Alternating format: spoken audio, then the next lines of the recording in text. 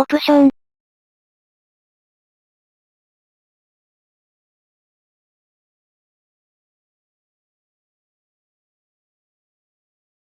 投げ縄窓にチェック。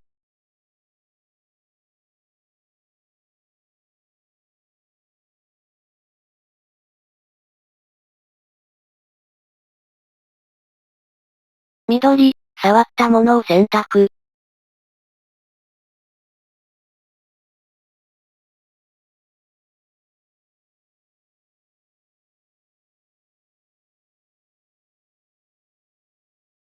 青、囲ったものを選択。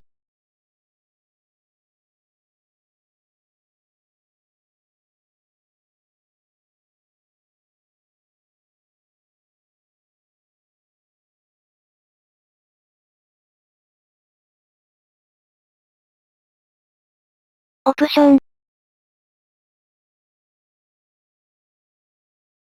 投げ縄窓のチェックを外す。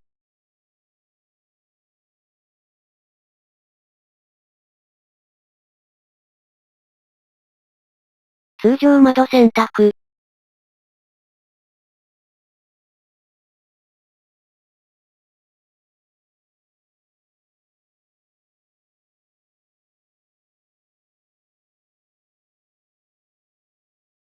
オプション。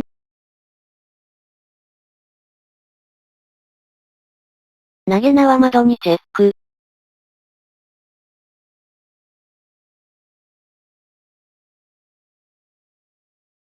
緑、触ったものを選択。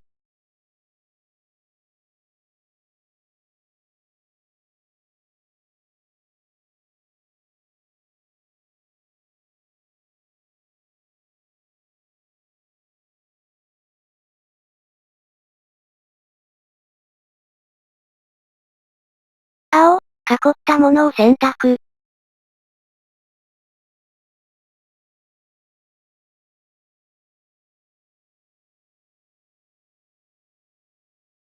投げ縄窓選択完了です。